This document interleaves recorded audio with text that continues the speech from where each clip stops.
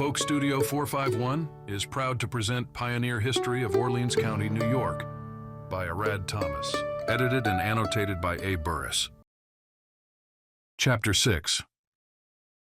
Log House Furniture. All household furniture used in the farmers' log houses, at their first beginning in the woods on the Holland Purchase, was about as primitive in its character as their new dwellings.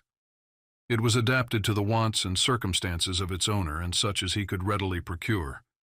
For temporary use, a few hemlock boughs on the floor covered with blankets made a comfortable bed. If a better bed and bedstead were wanted, they were made by boring holes in a set of logs at the proper height and putting in rods fastened to upright posts.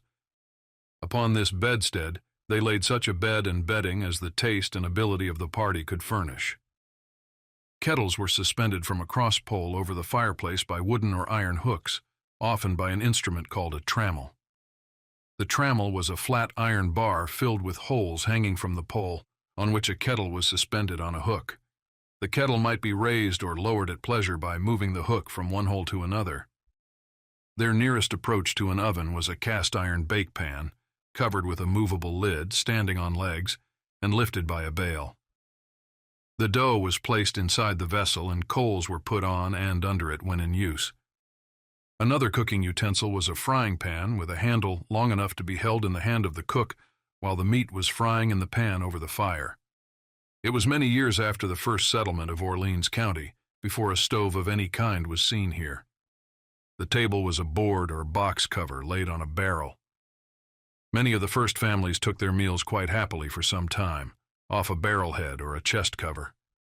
Their chairs were often blocks of logs or benches and homemade stools. The pewter mugs, platters, and wooden trenchers that adorned the shelves and tables of our grandmothers, the early settlers of New England, were rarely found among the belongings of young couples starting their households in this part of the Holland Purchase.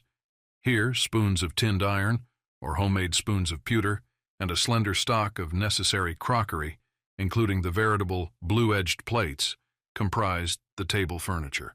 A black earthen teapot was used to prepare the family's tea, regardless of whether the ingredient was store-bought tea, sage, pennyroyal, or any other herb from the fields.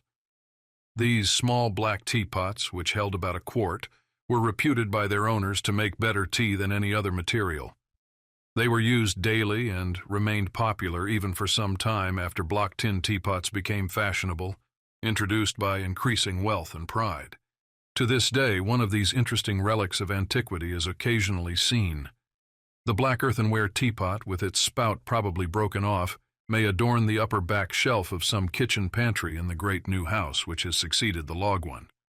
The kettle may have been carefully preserved and dusted each year by the loving hands of the venerable dame who once used it. Or it could have been maintained by her granddaughters who, inheriting the family's long-standing frugality, found a practical use for everything, including using the old teapot to store garden seeds.